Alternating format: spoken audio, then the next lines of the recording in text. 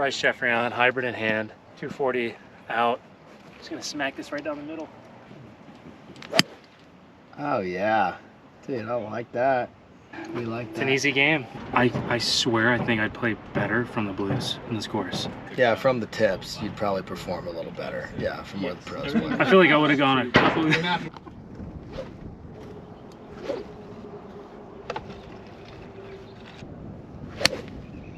Four. You were doing great. You were actually beating me by a lot. Triple, double. I think that probably tied us up. Hey, so we're coming down to the wire, you and me, so you might want to manage the course here. I'm not going to manage anything. I'm just going to go for the glory, dude. Yep. Kick. Oh, good bounce. Came down.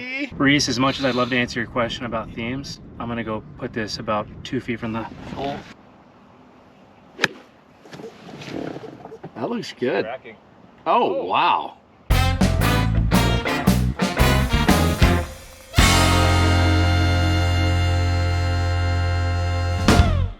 Yeah, so Brice Geoffrion, I'm a vice president on the business development team with Clearview Capital. We're a middle market fund out of Connecticut. I'm based down in Nashville. We're an industry agnostic investor. We've been around for 25 years. Our latest flagship fund is Fund 5. That's an $850 million fund. For add-ons, you know, really no criteria. That's always going to come down to the fit, but for platforms, it's anywhere from 4 EBITDA all the way up to 20. You're the only person in Nashville? Yeah. So the way that we do business development, which is a little bit different than most firms, is we break it up by geography, not necessarily where the investment bank is, but the investment banker.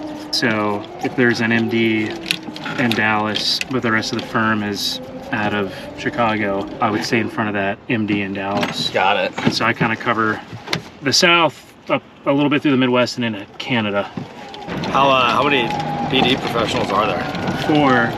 There was 5. Tony V, he just retired. We break it up from a geographical perspective because it allows us to go really deep into certain states, right? So we can meet with everyone from a large investment bank all the way down to a broker. Yeah. Is that based on where you live? It was a big reason. So before Clearview, I was with Stone Caliber out in Los Angeles. I lived in LA for almost 10 years and I was with that firm the whole time. Mm-hmm. When I joined Clearview, yeah, they wanted this individual somewhere in the South. And I'm originally from Nashville, so it just kind of worked out perfectly. Yeah, money. Yeah. So y'all don't have an industry focus? No, I mean, since inception, 1999, we've always been industry agnostic. So actually, we spend about 75 to 80% of our time focused on services opportunities, business services, industrial services, healthcare services, but we've done a lot in manufacturing, consumer distribution. I'd say like a classic Clearview deal is one where we find a founder, family-owned business that's growing really fast organically. It's got great margins, not a lot of concentration issues, and we come in and basically professionalize the business, and then we'll tack on as many add-ons as we can. We love buy and builds, but realistically, because we're picky, we're only going to do a handful of really creative strategic add-ons. So the goal is to triple the size of the business, which if you look at any platform we've invested in and then subsequently sold, that's about been our average, is tripling the EBITDA.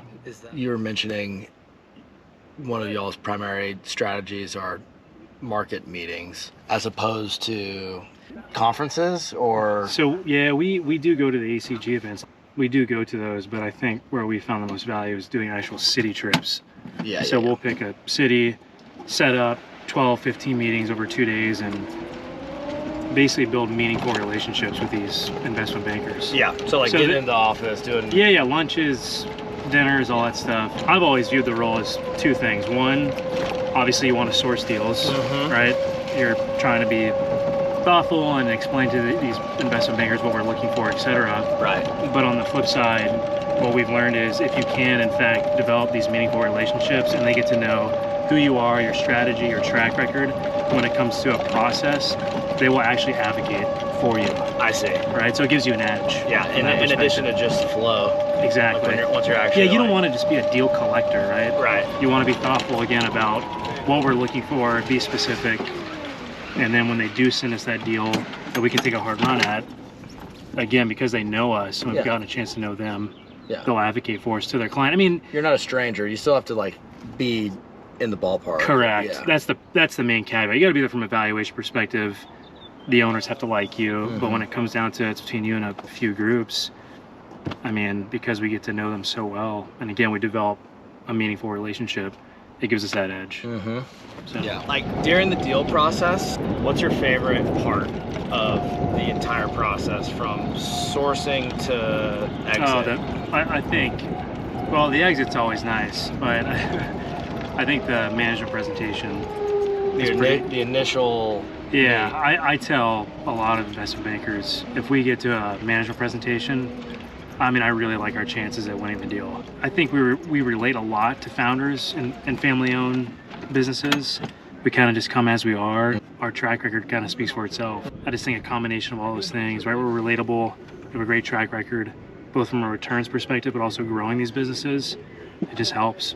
I can give you my background. When I graduated, I moved to Atlanta for 1 year, did software sales, didn't like it. Where'd you go to college? Alabama Huntsville, UAH. Oh, hell yeah. It's like Yeah. an engineering school. Yeah, absolutely. Played college hockey there, and then when they had a program, Mm-hmm. and then you know, I didn't like Atlanta. I didn't like software sales, so then I had an opportunity to move to Los Angeles to go into insurance brokerage. Yep.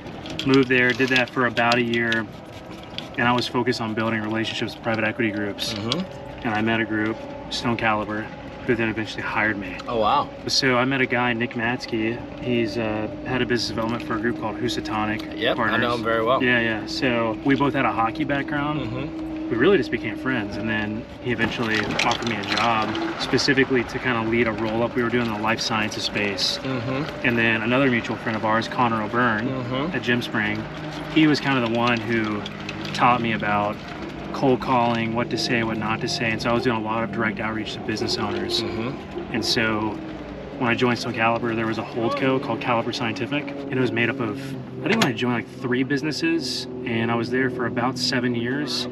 And in that time, we had done like 25 Mm-hmm. acquisitions under the holdco. They've done probably double that since. Yeah. That's active. But that's really where I cut my teeth. I mean, I was doing mainly deal origination, obviously, but we were such a flat team that I got involved in modeling and Mm-hmm. financial analysis. I never did due diligence, or I never executed my own deal. But when you're lean like that, you touch All of the work streams. Yeah, to a I mean, I certain- learned, you know, the 3 financial statements and how they interconnect and why working capital is important at, at closing and Mhm. blah, blah, blah. It was an unbelievable experience, quite frankly. And then Nick would go on to leave, and then I became head of BD at Stone Caliber. Mhm. And then in May 2022, I joined Clearview. So that was, almost 3 years ago now. So they were looking to kind of expand their BD function, and it just kind of worked out. The biggest question I get, or the question I get the most often, if you were graduating and getting into this role again, and you were, it's not even advice, just like how would you re-enter the world of private equity? Yeah, I think I'm a little bit unique because I don't think I'd change a thing. I mean, I had such a great experience with Stone Caliber, just kind of going in and doing my own thing. I mean, they really didn't. Yeah, They really just gave me the landscape to create the role however I wanted. yeah. I feel like what you're describing is find a place where you have latitude to do all of, or Totally. like touch all of the process. That's what I would say, for Yeah. sure, because sourcing deals is one thing, but again, understanding, I always go back to the 3 financial statements, right? It's like understanding how those interconnect and why it's important. Whenever I talk with young guys, I always say, try to go to a firm that's got a smaller team Yeah, and where you can get more involved in other things outside of just sourcing deals. for sure.